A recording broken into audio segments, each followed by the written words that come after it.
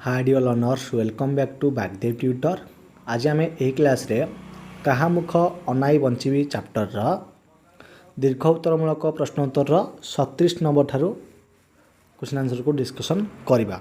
जो पिलाने पूर्व क्लास गुड़ी को देखी ना किंबा तुम नवम श्रेणी साहित्यर सबू चैप्टर क्वेश्चन आंसर वीडियो को देखा चाहूँच से डिस्क्रिप्शन बॉक्स को जाओ, सेठारे गोटे प्लेलिस्ट थी से प्लेलिस्ट भितर तुमे तुम नवम श्रेणी साहित्यर सबू पद्य गद्य गल्प एकांकिका इत्यादिर क्वेश्चन आंसर वीडियो देखिपर।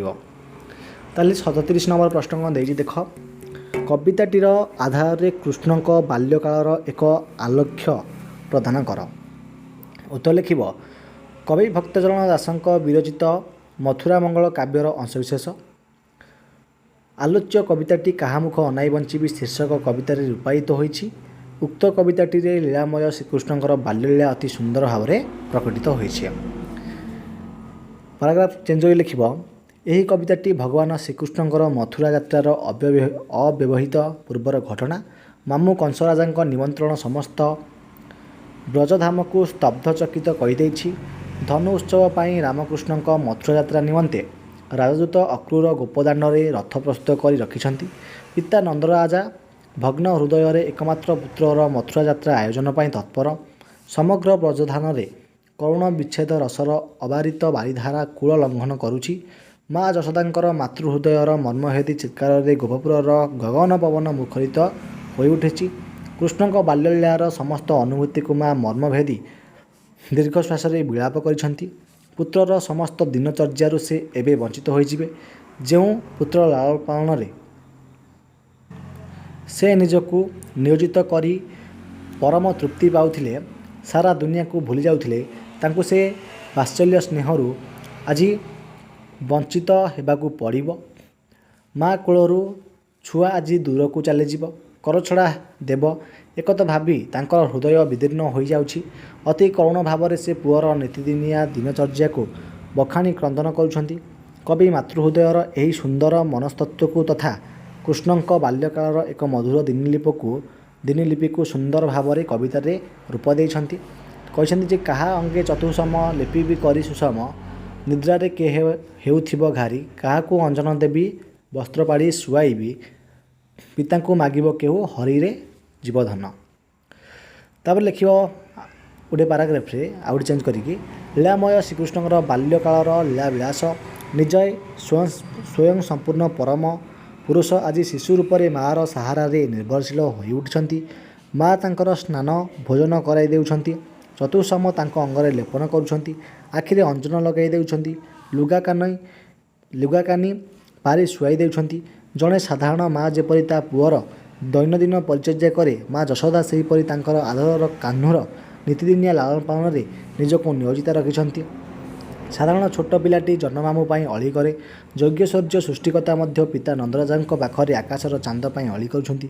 पिता तांकु दर्पण माध्यम चांद धराई देले से परम तृप्ति शांत हो जाउछन्ति। माँ यशोदा सबु माँ परि तांको छोट पुओ कन्हाईर धूल को झाड़ी दियंती। छोट काछिया पिंधाई देइथांती। कूଳରେ सजाई पुअर केश विन्यास करती। पुओ मथारे चंदन देइथांती। सकाळर आवश्यक कर्म समापन करी पुओ को निजर कूल व्यवसाय अनुसार गाई चराइବାକୁ वन को पठाती। मात्र सेही समय तक तांको पाई असह्य हो पड़े। बण नाना अनिष्ट आशंकार मातृहृदय थरी उठे। पुत्रगत प्राणा माँ खूब जंजाल व्यस्त रहिले पुत्र चिंतार सर्वदा प्रमाद गणुथांती। कवि छोट पिला मातृहृदयर एही मनस्तत्व को कृष्ण बाल्यकाल आरोप करी कवितार रूप देइछन्ति। जेते बेले बने जाऊ संगरे मो प्राण नेउ निमिषे विच्छेद न सहाय। सेहीपरि श्रीकृष्णकर बाल्यकालर खाद्यपेय अन्य बालक मानक तुलन से बहुत अबुझा थिले। जेपरि राजा बुझिले आंबिल आंब मध्य स्वाद न बुझिले सब बिगड़ी जाए, सेहीपरि अझटिया कान्हूर खाଇବା पीवा ता निज रुचि अनुसार नियंत्रित थिला। माँ यशोदांकर समस्त स्वहस्त प्रस्तुत सुखाद्य मान से फोपाड़ी देउथिले। सर लवणी अधाम पाचिला कदली प्रभृति पुष्टिकर सुपाच्य खाद्य को कृष्ण पाटिरू काढ़ी फिंगी देउथिले। माँ बाध्यरे खुआइले रंदा पात्र गुड़ी को रागरे भांगी देउथिले। कृष्णकर बाल्यकालर एही चपल्य उदंड स्वभाव को कवि भक्तचरण अति सुंदर भाव में वर्णना कर लिखिछन्ति।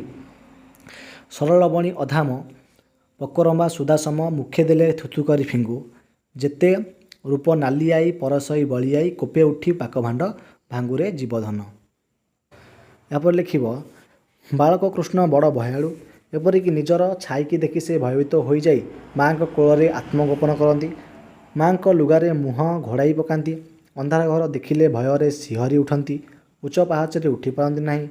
ଲୀଳାମୟ ପୂର୍ଣ୍ଣ ବ୍ରହ୍ମଙ୍କର ବାଲ୍ୟଲୀଳା 16 କଳା ଧରି ମୂର୍ତ୍ତିମାନ। କବି ବାଲ୍ୟକାଳର ଏହି ମଧୁର ଲୀଳାବିଳାସକୁ କବିତାରେ ଅତି ଜୀବନ୍ତ ଭାବରେ ବର୍ଣ୍ଣନା କରିଛନ୍ତି। ଛାଇକି ଅନାଇ ଡରୁ ଧାଇଁ ମୋତେ କୋଳ କରୁ ବସନେ ଘୋଡ଼ାଇ ମୁଖ ଗୋଟି ହେଉଥାଉ ଥର ଥର ଦେଖିଲେ ଅନ୍ଧାର ଘର ଉଚ୍ଚ ପାବଛ ନପାରୁ ଉଠିରେ ଜୀବଧନ। ଏହାପରେ ଲେଖିବ ବାଳକ ଶ୍ରୀକୃଷ୍ଣ ସବୁ ପିଲାଙ୍କ ପରି ସ୍ୱପ୍ନ ଦେଖି ଚମକି ପଡ଼ନ୍ତି। ମା ବେକରେ ହାତଛନ୍ତି ମା କୋଳରେ ଲୁଗା ଘୋଡ଼ାଇ ହୋଇ ଶୋଇପଡ଼ନ୍ତି। କବି ମା ଓ ସନ୍ତାନର ଏହି ବାତ୍ସଲ୍ୟ ରସକୁ ଅତି ସୁନ୍ଦର ଭାବରେ ପରିପୁଷ୍ଟିତ କରିଛନ୍ତି। ନିଶାକାଳେ ମୋର କୋଳେ ଶୋଇଥାଉ ଶ୍ରମ ବଳେ ସ୍ୱପନରେ ଦେଖି କିସ କିସ ମା ବୋଲି ଚମକି ପଡ଼ୁ କଣ୍ଠେ ଦୁଇ ବୁକ ଭିଡ଼ୁ ପୁଣି ଶୋଉ ଘୋଡ଼ି ହୋଇ ବାସରେ ଜୀବଧନ। ଏହିପରି ସମଗ୍ର କବିତାଟି ଲୀଳାମୟ ଶ୍ରୀକୃଷ୍ଣଙ୍କର ବାଲ୍ୟ ଜୀବନର ଏକ ମଧୁସ୍ରାବୀ ଚାପଲ୍ୟରେ ମନୋରମ ହୋଇ ଉଠିଛି। ତାହେଲେ ଦେଖିବା 38 ନମ୍ବର ଲଙ୍ଗ କୋଶ୍ଚିନ୍ଟିଏ। 38 ନମ୍ବର ପ୍ରଶ୍ନ କ'ଣ ଦେଇଛି ଦେଖ। ପ୍ରଶ୍ନ ଦେଇଛି କବିତାଟିର ନାମକରଣ ସାର୍ଥକତା ପ୍ରତିପାଦନ କର। ଉତ୍ତର ଲେଖିବ ଆଲୋଚ୍ୟ କବିତାଟି କାହା ମୁଖ ଅନାଇ ବଞ୍ଚିବି ଶୀର୍ଷକରେ ଆତ୍ମପ୍ରକାଶ କରିଛି, ଯାହାକି କବି ଭକ୍ତଚରଣ ଦାସଙ୍କ ବିରଚିତ ମଥୁରାମଙ୍ଗଳ କାବ୍ୟର ଅଂଶବିଶେଷ ଅଟେ। ମଥୁରାମଙ୍ଗଳ କାବ୍ୟରେ କୃଷ୍ଣ ମଥୁରା ଯାତ୍ରା ପାଇଁ ପ୍ରସ୍ତୁତ ହୋଇଯାଇଛନ୍ତି। ବ୍ରଜଲୀଳାର ପରିସମାପ୍ତି ହୋଇଛି। କଂସର ନିଧନ ପାଇଁ ଧନୁଯାତ୍ରା ଛଳରେ ଲୀଳାମୟ ମଥୁରାକୁ ଚାଲିଯିବା ପାଇଁ ବ୍ୟଗ୍ର। ମନ୍ତ୍ରୀ ଅକ୍ରୂର ରଥ ସଜାଇ ଗୋପଦାଣ୍ଡରେ ଅପେକ୍ଷାମଣ। ପିତା ନନ୍ଦରାଜା ଦୀର୍ଘଶ୍ୱାସ ପକାଇ ପୁତ୍ର ମଥୁରା ଯାତ୍ରା ପାଇଁ ଆୟୋଜନ ତତ୍ପର। ମାତ୍ର ପୁତ୍ରଗତ ପ୍ରାଣା ଜନନୀ ଯଶୋଦାଙ୍କୁ ସମ୍ଭାଳେ କିଏ? ପୁତ୍ର ଯାହାର ଜୀବନ ପ୍ରାଣ ହୃତସ୍ପନ୍ଦନ ସେ ଆଜି ତାର ଅଭାବରେ ବଞ୍ଚିବେ କିପରି? ପୁତ୍ରମୁଖ ତାଙ୍କ ପାଇଁ ଜୀବନରେ ବଞ୍ଚିବା ପାଇଁ ଏକମାତ୍ର ସାହାରା। ଆଜି ସେ କାହା ମୁଖ ଅନାଇ ବଞ୍ଚିବେ? ପାରାଗ୍ରାଫ ଚେଞ୍ଜ କରି ଲେଖିବ ବାସ୍ତବରେ କବିତାର ଏହି ନାମକରଣର ସାର୍ଥକତା ହିଁ ମାତୃହୃଦୟର ଯଥାର୍ଥ ଇସ୍ତାହାର। ଯଶୋଦା ତ ସହଜେ ପୁତ୍ରଗତ ପ୍ରାଣ ବାତ୍ସଲ୍ୟମୟୀ। ପରିଣତ ବୟସରେ ଅପୁତ୍ରିକ ମାଆର କୋଳ ପୂରଣ କରିଛି ତାଙ୍କର ଏକମାତ୍ର ନେତ୍ରପିତୃଳା ଆଦରର କାହ୍ନୁ। ସେହି ଶ୍ୟାମଘନ କାହ୍ନୁ ଆଜି ଗୋପ ଛାଡ଼ି ମଥୁରା ଚାଲିଯିବ। ଘର ଖାଲି ହେବ। ଚତୁର୍ଦ୍ଦିଗ ଶୂନ୍ୟତାରେ ଭରିଯିବ। ଜୀବନ ତାଙ୍କ ପାଇଁ ଆଶାର ଅସ୍ଥିର। କବି ମାତୃପ୍ରାଣର ଏହି କରୁଣ ମର୍ମନ୍ତୁଦ ଅନୁଭୂତିକୁ କବିତାରେ ରୂପ ଦେଇଛନ୍ତି। ଆରେ ଭାବୁ ଶ୍ୟାମଘନ ତୁ ଗଲେ ମଧୁଭୁବନ କାହା ମୁଖ ଅନାଇ ବଞ୍ଚିବେ। ଏପରି ଲେଖିବ ଦଶଦିଗ ତାଙ୍କ ପାଇଁ ଶୂନ୍ୟତାରେ ଭରିଯିବ।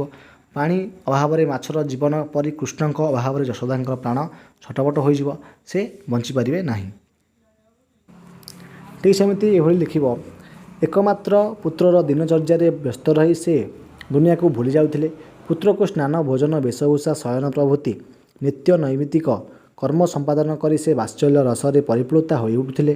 ମାତ୍ର ସେହି ପୁତ୍ର ଏବେ ଦୂରକୁ ଚାଲିଯିବ। ଏସବୁ ତାଙ୍କ ପାଇଁ ଦୁର୍ଲଭ ହୋଇଯିବ। ପୁତ୍ରର ଦିନଚର୍ଯ୍ୟା ତାଙ୍କ ପାଇଁ କରୁଣ ସ୍ମୃତିରେ ପରିଣତ ହୋଇଯିବ। ସେହି ନିଦାରୁଣ ସ୍ମୃତି ଚାଳନାରେ ତାଙ୍କର ଜୀବନ ସଙ୍କଟାପନ୍ନ ହେବ। କବି ମାତୃହୃଦୟର ଏହି ମର୍ମନ୍ତୁଦ ଯନ୍ତ୍ରଣାସିକ୍ତ ଅନୁଭବକୁ ଅତି ନିଖୁଣ ଭାବରେ କବିତାରେ ରୂପ ଦେଇଛନ୍ତି। ଏକତା ସୁମରି ଯିବି ମରି ନିଶ୍ଚୟ ଯେବେ ଯିବୁ ମଧୁପୁରୀରେ। ଏହାପରେ ଲେଖିବ ପୁତ୍ର କହ୍ନେଇ ବଣକୁ ଗାଈ ଚରେଇ ଗଲେ ପୁତ୍ର ଗତପ୍ରାଣା ମା ଅସ୍ଥିର ହୋଇପଡ଼ନ୍ତି। ପୁତ୍ର ବିଷୋଦରେ ନିମେଷ ମଧ୍ୟ ତାଙ୍କ ପାଇଁ ଦୁର୍ବିଷହ ହୋଇଯାଏ। ଘରେ ଜଡ଼ବତ ଗୃହ କାର୍ଯ୍ୟ କଲେ ମଧ୍ୟ ପ୍ରାଣ ମନ ଓ ହୃଦୟ ପୁତ୍ର ଚିନ୍ତାରେ ସଦାସର୍ବଦା ଉଦ୍ବିଗ୍ନ ଥାଏ। କବି ମାତୃହୃଦୟର ଏହି ପୁତ୍ରଗତ ପ୍ରାଣ ଅବସ୍ଥାକୁ ବର୍ଣ୍ଣନା କରି ଲେଖିଛନ୍ତି ଯେତେବେଳେ ବନେ ଯାଉ ସଙ୍ଗରେ ମୋ ପ୍ରାଣ ନେଉ ନିମିଷେ ବିଚ୍ଛେଦ ନ ସହଇ। ଏପରେ ଲେଖିବ ଯେ ମୁହୂର୍ତ୍ତକର ବିଚ୍ଛେଦରେ ଛଟପଟ ହୋଇପଡ଼ନ୍ତି ସେହି ଆଜି ପୁତ୍ରର ମଥୁରା ଯାତ୍ରାରେ କିପରି ବା ଦେହ ଧାରଣ କରିବେ? ଯଦି ବା ଜୀବନ ରହିଯିବ ତଥାପି ପୁତ୍ର ମୁଖ ନ ଦେଖିଲେ ସେ ବଞ୍ଚି ରହିବା ଅପେକ୍ଷା ଗଣ୍ଡଜଳରେ ଆତ୍ମାହୁତି ଦେବା ପାଇଁ ପୁତ୍ରକୁ ଚେତାବନୀ ଦେଇଛନ୍ତି। କବି ମାତୃପ୍ରାଣର ଏହି ବ୍ୟାକୁଳ କରୁଣ ଅନୁଭବକୁ ଆଲୋଚ୍ୟ କବିତାରେ ରୂପ ଦେଇଛନ୍ତି। ଚନ୍ଦ୍ରମୁଖ ନ ଦେଖିଲେ ମୁହିଁରେ ଜୀବଧନ ଜୀବନ ହାରିବି ଗଣ୍ଡ ଜଳେ ତୁ ମୋତେ ଅନ୍ତର ହେଲେ ତିଳରେ। ଏହାପରେ ଲେଖିବ ପୁତ୍ରବତ୍ସଲା ଜନନୀ ପୁତ୍ରର ସମସ୍ତ ଦୁର୍ବଳତା ଜାଣନ୍ତି। ସର୍ବଶକ୍ତିମୟ ବ୍ରହ୍ମ ପୂର୍ଣ୍ଣବ୍ରହ୍ମ ପୁରୁଷୋତ୍ତମ ତାଙ୍କ ପାଇଁ ଛୋଟ ପୁଅ ବ୍ୟତୀତ ଅନ୍ୟ କିଛି ନୁହନ୍ତି। ସେ ଆପଣା ଛାଇ ଦେଖି ଡରିଯାଆନ୍ତି। ଅନ୍ଧାର ଘରେ ଭୟରେ ଥରଥର ହୁଅନ୍ତି। କାନ୍ଥରେ ଭୟଙ୍କର ଚିତ୍ର ଦେଖିଲେ ସେ ଘରୁ ଭୟରେ ପଳାଇ ଯାଆନ୍ତି। ସ୍ୱପ୍ନରେ ଭୟ ପାଇ ମା ଯଶୋଦାଙ୍କ କୋଳରେ ମୁହଁ ରଖି ପଣତ କାନିରେ ଦେହ ଘୋଡ଼ାନ୍ତି। ଏବେ ମଧୁପୁରୀରେ ଭୟଙ୍କର ରାକ୍ଷସମାନ ସମ୍ମୁଖରେ ତାଙ୍କ ପୁତ୍ରର ଦୁରବସ୍ଥା କଥା ଚିନ୍ତା କରି ମା ବ୍ୟାକୁଳ ହୋଇ ପଡ଼ିଛନ୍ତି। ରାତି ପାଇଲେ ଆଉ ସେ ତାଙ୍କର ନିଦ୍ରାଗତ ପୁତ୍ରକୁ ଉଠାଇ ଦେବାର ସୌଭାଗ୍ୟ ପାଇବେ ନାହିଁ। ଏସବୁ କଥା ଭାବି ତାଙ୍କର ମାତୃହୃଦୟ ବିଦୀର୍ଣ୍ଣ ହୋଇଯାଉଛି। ପୁତ୍ରର ସମସ୍ତ ଲୀଳାଖେଳା ଏବେ ତାଙ୍କ ପାଇଁ ନିଧାରୁଣ ସ୍ମୃତିରେ ରୂପ ନେବ। ରାତି ପାଇଲେ ପୁଅ ମଧୁପୁରୀରେ ଯିବ। କାହାକୁ ସେ ଉଠାଇବେ, କାହା ମୁଖ ଦେଖି ବଞ୍ଚିବେ? ତେଣୁ ସେ ଅତି ମର୍ମଭେଦୀ ସ୍ୱରରେ କଣ ବିଳାପ କରିଛନ୍ତି? ସେ କଥା ସୁମରି ମରେଇ ଯିବି ଉଠ ବୋଲି କାହାକୁ ଡାକିବିରେ। ଏବେ ଲେଖିବ ବାସ୍ତବରେ ପୁତ୍ରଗତ ପ୍ରାଣା ଜନନୀ ଯଶୋଦା ପୁତ୍ର ବିନା ଜୀବନକୁ ଯନ୍ତ୍ରଣାମୟ ମନେ କରନ୍ତି। ପୁତ୍ର ବିଚ୍ଛେଦନ ଆଳରେ ସେ ଅହରହ ଦଗ୍ଧୀଭୂତା। ତେଣୁ କବିତାଟିର ଶୀର୍ଷକ କାହା ମୁଖ ଅନାଇ ବଞ୍ଚିବି ନାମକରଣରେ ଯଥାର୍ଥ ସାର୍ଥକତା ଆଲୋଚ୍ୟ କବିତାରେ ଉଦ୍ଭାସିତ ହୋଇଉଠିଛି। ଏଥର ଦେଖ 39 ନମ୍ବର ପ୍ରଶ୍ନଟି। କୃଷ୍ଣଙ୍କ ମଥୁରା ଗମନରେ ମା ଯଶୋଦା କାହିଁକି ଆତଙ୍କିତ ହୋଇପଡ଼ିଛନ୍ତି ଲେଖ। ଆଲୋଚ୍ୟ କବିତାଟି କବି ଭକ୍ତଚରଣ ଦାସଙ୍କ ମଥୁରା ମଙ୍ଗଳ କାବ୍ୟର କିଛି ଅଂଶବିଶେଷକୁ ନେଇ କାହା ମୁଖ ଅନାଇ ବଞ୍ଚିବି ଶୀର୍ଷକ ନାମକରଣରେ ଆତ୍ମପ୍ରକାଶ କରିଛି। ଏହି କବିତାରେ ଏକମାତ୍ର ପୁତ୍ର ଶ୍ରୀକୃଷ୍ଣଙ୍କର ମଥୁରା ଗମନରେ ସନ୍ତାନ ବତ୍ସଳା ଜନନୀ ଯଶୋଦାଙ୍କର କରୁଣ ଆତ୍ମଲିପି ଅତି ଜୀବନ୍ତ ଭାବରେ ପରିସ୍ଫୁଟିତ ହୋଇଉଠିଛି। ପରିଣତ ବୟସରେ ଅପୁତ୍ରିକ ପିତାମାତାଙ୍କର ଶ୍ରୀକୃଷ୍ଣ ହିଁ ଏକମାତ୍ର ନୟନ ପିତୁଳା ଥିଲେ। ପୁତ୍ରକୁ ସେ ମୁହୂର୍ତ୍ତେ ମାତ୍ର ପାଖରୁ ଅନ୍ତର କରନ୍ତି ନାହିଁ। ଶ୍ରୀକୃଷ୍ଣଙ୍କର ବଜ୍ରଲୀଳାର ପରିସମାପ୍ତି ପରି ମଥୁରା ଗମନ ପାଇଁ ମାମୁଁ କଂସଙ୍କ ତରଫରୁ ଆମନ୍ତ୍ରଣ ଆଣି ମନ୍ତ୍ରୀ ଅକ୍ରୂର ଉପସ୍ଥିତ। ସମସ୍ତେ ଶୋକାକୁଳିତ ମନେ ନେଇ ଭଗ୍ନ ହୃଦୟରେ ରାମକୃଷ୍ଣଙ୍କର ମଥୁରା ଯାତ୍ରା ପାଇଁ ଆୟୋଜନରେ ତତ୍ପର।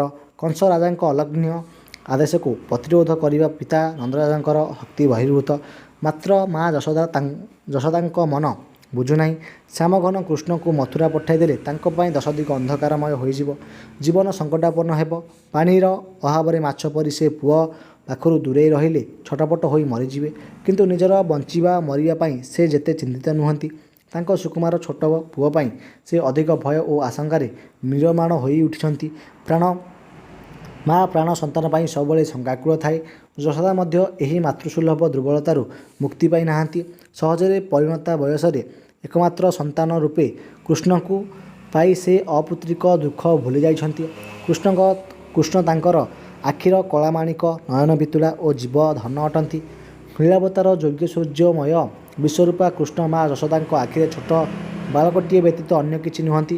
ମାଟି କାଢ଼ିବା ବେଳେ ପୁତ୍ରର ବିଶ୍ୱରୂପ ଦେଖି ଯେଉଁ ମା ତାଙ୍କୁ ଭୂତ ଗ୍ରାସିଛି ଭାବି ଗୋରୁ ଲାଞ୍ଜରେ ଝାଡ଼ୁଥିଲେ, ହାତରେ ଡେଉଁରିଆ ବାନ୍ଧୁଥିଲେ, ସେହି ମା ତାଙ୍କୁ ମଥୁରାର ରାକ୍ଷସପୁରୀକୁ ପଠାଇ ଦେଇ ଧୈର୍ଯ୍ୟ ଧରିବେ କିପରି? ଏପରି ଲେଖିବ ସାଧାରଣ ଛୋଟ ବାଳକର ସମସ୍ତ ଦୁର୍ବଳତାକୁ ନେଇ ଲୀଳାମୟ ଶ୍ରୀକୃଷ୍ଣ ପୂର୍ଣ୍ଣ ବାଲ୍ୟଲୀଳାରେ ପ୍ରକଟିତ। ଖାଇବା ପିଇବା ଶୋଇବା ଠାରୁ ବେଶ୍ ପରିପାଟି ପର୍ଯ୍ୟନ୍ତ ସବୁଥିରେ ସେ ମା ଉପରେ ନିର୍ଭର କରନ୍ତି। ପୁଣି ଅନ୍ୟ ପିଲାଙ୍କଠାରୁ ସେ ଅଧିକ ଅଝଟିଆ, ଦୁଷ୍ଟ ଓ ଜିଦଖୋର। ସବୁ କଥାରେ ତାଙ୍କର ବାଲ୍ୟ ଚାପଲ୍ୟତା, ଖାଇବାରେ ସେ ଅବାଧ୍ୟ, ରନ୍ଧନ ପାତ୍ର ଭାଙ୍ଗି ମା'ଙ୍କୁ ବିବ୍ରତ କରିଥାନ୍ତି। ଏବେ ମଥୁରାରେ କିଏ ତାଙ୍କର ଏହି ଦୁଷ୍ଟାମିକୁ ସହି ତାଙ୍କର ଲାଳନ ପାଳନ କରିବ ବୋଲି ମା ଚିନ୍ତିତା। ମା ପାଖରେ ସେ ଦୃଷ୍ଟ ମାତ୍ର ଅନ୍ଧାର ଘର ଦେଖିଲେ ଭୟଭୀତ ହୋଇଯାଆନ୍ତି। ଛାଇକି ଦେଖିଲେ ଡରିଯାଆନ୍ତି। ଉଚ୍ଚ ପାହାଚରେ ଉଠି ପାରନ୍ତି ନାହିଁ। କାନ୍ଥରେ ବିକଟ ଚିତ୍ର ଦେଖି ସେ ଘରକୁ ଭୟରେ ପଳାଇ ଯାଇ ମା'କୁ କୁଣ୍ଢାଇ ନିଶ୍ଚିତ ହୁଅନ୍ତି। ଏବେ ସେହି ପୁଅ ତାଙ୍କର ମଥୁରାର ହାତୀଘୋଡ଼ାର ଗର୍ଜନ ଓ ରାକ୍ଷସମାନଙ୍କ ଭୟଙ୍କର ମୂର୍ତ୍ତି ଦେଖି କିପରି ମାନସିକ ଭାରସାମ୍ୟ ରକ୍ଷା କରି ବଞ୍ଚିପାରିବ ବୋଲି ଯଶୋଦାଙ୍କର ମାତୃପ୍ରାଣ ଉଦ୍ବିଗ୍ନ ହୋଇଉଠିଛି। କିଏ ବା ତାଙ୍କର ପୁଅକୁ ସାହାଭରସା ହେବ ଭାବି ସେ ଶଙ୍କାକୁଳା। କବି ମାତୃସୁଲଭ ହୃଦୟର ଏହି ଦୁର୍ବଳତାକୁ ଅତି ସୁନ୍ଦର ଭାବେ ବର୍ଣ୍ଣନା କରିଛନ୍ତି। ମଧୁପୁରେ ହସ୍ତୀ ଘୋଡ଼ାମାନ ଗର୍ଜିଲେ ନପୁଣ ଡରୁ ଶ୍ୟାମରେ ଏବେ କଂସପୁର ଯିବୁ ରାକ୍ଷସମାନ ଦେଖିବୁ ଡରି କାହାକୁ ଧରିବୁ ଯାଇ ରେ ଜୀବଧନ ମାଏ ବୋଲି ଡାକିବୁ କାହାକୁ ସାହା ବା କେ ଆହା ବୋଲି ବାକୁରେ। ସନ୍ତାନର ବିପଦରେ ମା'ର ପଣତା କାନି ହିଁ ତା'ର ଶ୍ରେଷ୍ଠ ରକ୍ଷା କବଚ। ମାତ୍ର ତାଙ୍କ ପୁଅ ଆଜି ରାକ୍ଷସଙ୍କ କବଳରେ ପଡ଼ିବାକୁ ଯାଉଥିବା ବେଳେ ସେହି ସାହାରା ସେହି କାନି ପଣତର ଛାଇରୁ ସେ ଦୂରେଇ ଯିବ। ତେଣୁ ଏସବୁ କଥା ଚିନ୍ତା କରି ମା ଯଶୋଦା ପୁତ୍ରର ଭାବି ସଙ୍କଟାପନ୍ନ ସ୍ଥିତି ନେଇ ଆତଙ୍କିତ ହୋଇ ପଡ଼ିଛନ୍ତି। 40 ନମ୍ବର ଦେଖ। କୃଷ୍ଣଙ୍କ ବାଲ୍ୟକାଳର ବେଶଭୂଷା ବର୍ଣ୍ଣନା କର। ତ ଲେଖିବ ଆଲୋଚ୍ୟ କବିତାଟି କବି ଭକ୍ତଚରଣ ଦାସଙ୍କ ବିରଚିତ ମଥୁରାମଙ୍ଗଳ କାବ୍ୟର ଅଂଶବିଶେଷରୁ ନେଇ କାହା ମୁଖ ଅନାଇ ବଞ୍ଚିବି ଶୀର୍ଷକରେ ଏହି ଆତ୍ମପ୍ରକାଶ କରିଛି। ଉକ୍ତ କବିତାରେ ଲୀଳାମୟ ଶ୍ରୀକୃଷ୍ଣଙ୍କର ବାଲ୍ୟଲୀଳା ପ୍ରସଙ୍ଗ ପରିପୃଷ୍ଠିତ ହୋଇଅଛି। ବ୍ରଜଧାମ ଅପୁତ୍ରିକ ନନ୍ଦରାଜା ଓ ଯଶୋଦା ରାଣୀଙ୍କର ପରିଣତ ବୟସରେ ଏକମାତ୍ର ପୁତ୍ର ରୂପେ ଭଗବାନ ଶ୍ରୀକୃଷ୍ଣ ଅବତୀର୍ଣ୍ଣ ହୋଇଥିଲେ। ପିତାମାତାଙ୍କର ସେ ନେତ୍ରପିତୁଳା ଓ ଆଦରର ଧନ କଳାମାଣିକ ଥିଲେ। ମା ଯଶୋଦା ତ ପୁତ୍ର ଗତପ୍ରାଣା। ପରିଣତ ବୟସରେ ଏକମାତ୍ର ପୁତ୍ର ପାଇଁ ସେ ଦୁନିଆକୁ ଭୁଲି ଯାଉଥିଲେ। ପୁତ୍ରର ଖାଇବା ପିଇବା ଶୋଇବା ପ୍ରଭୃତି ସମସ୍ତ ନିତ୍ୟ ନୈମିତ୍ତିକ କର୍ମମାନ ସେ ନିଜେ ସ୍ୱହସ୍ତରେ ସମ୍ପାଦନ କରି ସ୍ୱର୍ଗୀୟ ବାତ୍ସଲ୍ୟ ରସରେ ଆତ୍ମବିଭୋରା ହୋଇଯାଉଥିଲେ। ତାଙ୍କ ଶ୍ୟାମଘନକୁ ସେ ନିଜେ ନିଜ ମନ ଲାଖି ବେଶପୋଷାକରେ ସବୁବେଳେ ସୁସଜ୍ଜିତ କରୁଥିଲେ। ପୁଅର ଅଝଟ କଳେ ଧୂଳିରେ ଗଢ଼େ। ମା ତା'ର ଧୂଳିରେ ଧୂସର କଳେବରକୁ କାନିରେ ଝାଡ଼ି ଦିଅନ୍ତି। ପୁଅ ନିଦରେ ଶୋଇଥିବା ବେଳେ ସେ ତା'ର ଦେହକୁ ସୁନ୍ଦର କରି କସ୍ତୁରୀ କୁଙ୍କୁମ ଅଗୁରୁ ଚନ୍ଦନ ମିଶ୍ରିତ ଚତୁଃସମକୁ ଲେପ ଦେଇଥାନ୍ତି। କବି ଏହି ବେଶକୁ କବିତାରେ ରୂପ ଦେଇଛନ୍ତି। କାହା ଅଙ୍ଗେ ଚତୁଃସମ ଲେପିବି କରି ସୁଷମ ନିଦ୍ରାରେ କେ ହେଉଥିବ ଘାରେ। ପୁନଶ୍ଚ କାହାକୁ ଅଞ୍ଜନ ଦେବି ପତ୍ରରୁ ମା ଯଶୋଦା ପୁଅ କୃଷ୍ଣଙ୍କ ଆଖିରେ କଜ୍ଜଳ ଲଗାଇ ଦେଉଥିବାର ପ୍ରମାଣ ମିଳୁଅଛି। ଶ୍ରୀକୃଷ୍ଣଙ୍କ ଦେହ ଅତି ମସୃଣ ଓ ସୁନ୍ଦର ଥିଲା। ତଥାପି ମା ଯଶୋମତୀ ସେଥିରେ ଚତୁଃସମ ଲେପନ କରି ସେହି ଶ୍ରୀ ଅଙ୍ଗର ଶୋଭାକୁ ଆହୁରି ମନୋରମ କରୁଥିଲେ। କୃଷ୍ଣଙ୍କ କୁଞ୍ଚିତ କେଶବାସକୁ ମା ସୁନ୍ଦର ପୁଷ୍ପମାଳା ଦେଇ କେଶବିନ୍ୟାସ କରୁଥିଲେ। ତାଙ୍କ ମସ୍ତକରେ ଚନ୍ଦନ ଦେଇ କର୍ଣ୍ଣରେ କୁଣ୍ଡଳ ଖଞ୍ଜି ଦେଇ ପୁତ୍ରର ସୌନ୍ଦର୍ଯ୍ୟକୁ ସମସ୍ତଙ୍କର ଦୃଷ୍ଟି ଆକର୍ଷଣ କରାଉଥିଲେ। କବି ଏହି ବେଶଭୂଷାର ଏକ ନିଖୁଣ ଚିତ୍ର ଆଙ୍କିଛନ୍ତି। ବାନ୍ଧିବି କାହାର କେଶ କୁସୁମେ କରି ସୁବେଶ କାହା ଲଲାଟରେ ଦେବି ଚିତା କାହାର କର୍ଣ୍ଣେ କୁଣ୍ଡଳ ଖଞ୍ଜିବିରେ ମୋର ବାଳ କାହା ପାଇଁ କରୁଥିବି ଚିନ୍ତାରେ ଜୀବଧନ। ପୁଅର ଶୈଶବର ଶୋଭାବର୍ଦ୍ଧନ ପାଇଁ ମା ଅହରହ ଚିନ୍ତିତା ଥିଲେ। ପୁଅ ଦେହରେ ସେ ସାମାନ୍ୟ ଧୂଳି ପକାଇ ଦେଉନଥିଲେ। କୃଷ୍ଣ ଛୋଟ ପିଲାଙ୍କ ସହ ଅହରହ ଧୂଳି ଖେଳରେ ବ୍ୟସ୍ତ ରହୁଥିଲେ। ମାତ୍ର ସନ୍ତାନବତ୍ସଳା ମା ପୁଅର ଦେହରୁ ଅତି ସଜାଗ ରହି ଧୂଳି ଝାଡ଼ି ଦେବାରେ ତତ୍ପର ରହୁଥିଲେ। ପୁନଶ୍ଚ ପୁଅ କୃଷ୍ଣଙ୍କୁ ସେହି ସମୟର ଛୋଟ ଲୁଗା ବା କାଛିକୁ ଅତି ସଯତ୍ନରେ ପିନ୍ଧାଇ ଦେଉଥିଲେ। କବି ମାଙ୍କର ଏହି ସଯତ୍ନ ଦୂରଦୃଷ୍ଟି ଓ କୃଷ୍ଣଙ୍କ ପିଲାବେଳର ପରିଧାନକୁ ଆଲୋଚ୍ୟ କବିତାରେ ରୂପ ଦେଇଛନ୍ତି। କାହା ଅଙ୍କୁ ଧୂଳି ଦେବି ପୋଛି କାହାକୁ ବା ବାନ୍ଧେଇବି କାଛିରେ କାହାକୁ ବା ପିନ୍ଧାଇବି କାଛିରେ। ବାସ୍ତବରେ ଆଲୋଚ୍ୟ କବିତାଟିରେ ପୁତ୍ରବତ୍ସଳା ଜନନୀ ଯଶୋଦାଙ୍କର ପ୍ରତ୍ୟକ୍ଷ ତତ୍ତ୍ୱାବଧାନରେ କୃଷ୍ଣଙ୍କର ବାଲ୍ୟ କାଳର ବେଶଭୂଷା ସମସ୍ତଙ୍କର ଦୃଷ୍ଟି ଆକର୍ଷଣ ଯୋଗ୍ୟ ଥିଲା।